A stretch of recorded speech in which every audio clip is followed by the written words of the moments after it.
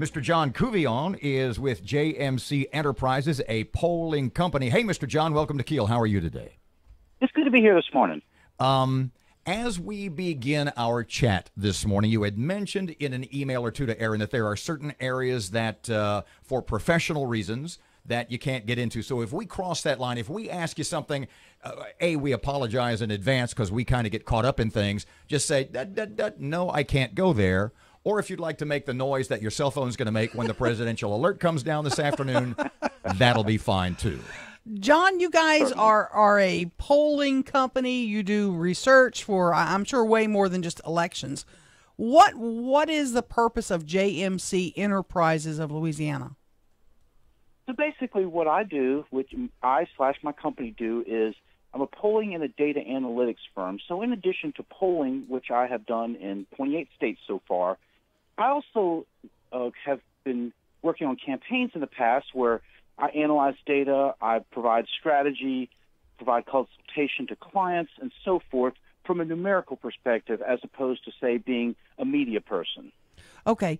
A lot of people called and texted me because we've been doing this a long time up here, so I have a lot of my feelers out in the community. Your reach is vast. And saying they got a phone call this weekend, Saturday I think was the day they got, with regard to our mayor's race, and it was asking some interesting questions with regard to comparing the candidates. Is that typically how polling is done?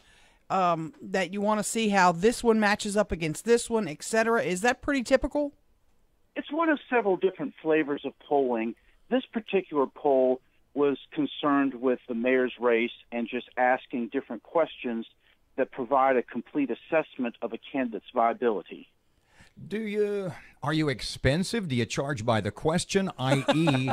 No, I'm kind of serious, Mr. John. I mean, it would seem to me the more information a candidate or a group wants about a specific race or issue, that obviously you're going to charge them more, right? Right. Although I would say the more correct answer, it is correct that the longer you're there out in the field in terms of the length of the question script, the more expensive it is. My attitude is there's a fine line between having too few questions, which means a poll is not informative, or having those god-awful surveys that are 100 questions that keep you on the phone for 15 minutes. Oh, yeah. In my opinion, human fatigue starts to take over when you have a poll that long, and I'm of the opinion they don't really provide any additional value to the client, and I strongly urge clients against that kind of torture. So, thank you, John. I appreciate that. So it's not uncommon for you to tell a candidate in a race who wants to hire you, and he's got all this info, and you kind of go, dude, listen, but you really want to only ask 3 or 4 of those, right? My job as a polling professional is to give a client my best assessment as to what I think are appropriate questions. And, of course, the client pays the bills, so there's always a happy medium between those two extremes. Good answer. I've been sent some of the results from the Saturday poll, and everybody is speculating about who paid for it. He's getting ready to make the noise. You're going to make a funny noise here. You can't tell me who commissioned you for this. I cannot comment publicly on the results. Okay. Since I do not have prior authorization to discuss them. Can you tell me who commissioned you? Can you give us the initials? I'll just say that it was interested citizens who had a checkbook. Well, that sure the hell narrows it down. Do you typically do things for, say, like the Republican Party? Yes. Yes. Oh, Would you say you have? God, I feel like I'm on a game show from the 50s. Hi, Gene Rayburn here. Do you This is so silly. Do you normally have more Republican polling candidates than Democrats? Yes. Okay. Will you be doing more polling in our mayor's race? The way I look at that is there are several people who have approached me about that topic, and my attitude is if they have the money and a legitimate questionnaire, I'd be certainly happy to entertain such offers. Let me get back to some more nuts and bolts about polling, because I don't have a landline. A lot of people don't have landlines anymore. How are you getting to me?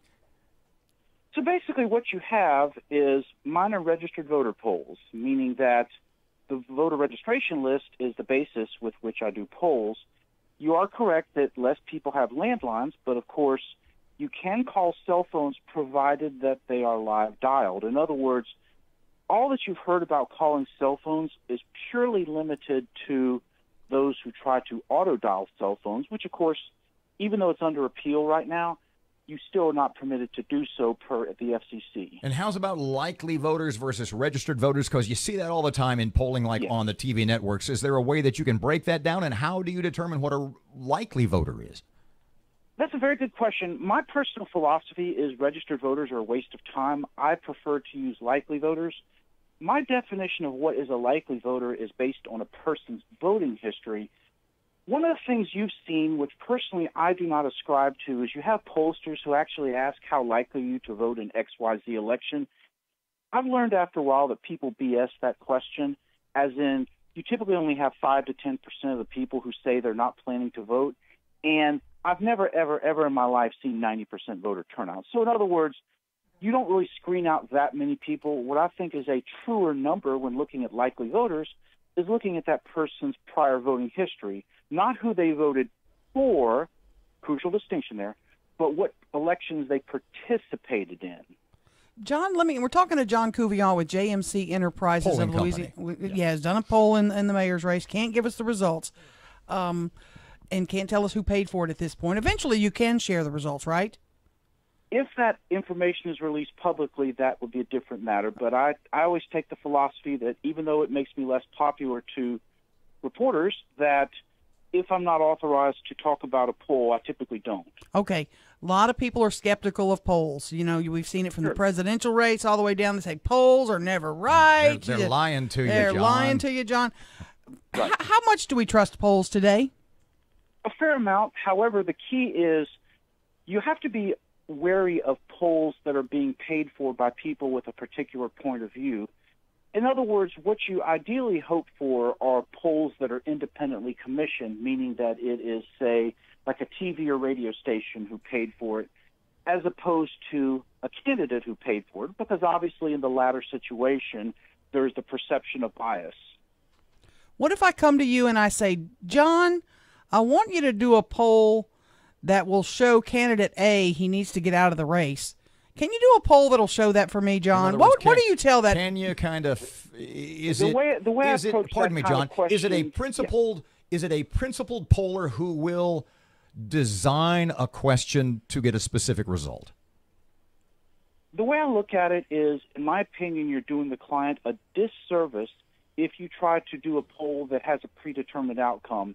And I will not conduct those kinds of polls as a personal and professional principle. Because, in my opinion, why should a client be told a false result if you know that something else is going to happen in November? John, in wrapping up, you've been pretty awesome. Can we call you back, dude? You were great. You may. Wonderful. And can you do a poll to see if people like Robert or me better? I think I lose that. Definitely have to be an independent poll. Okay. Thank you, John Couvillon, JMC Enterprises Great of Louisiana. stuff, man. We appreciate your Thanks time for very your much. time. Thank you, sir.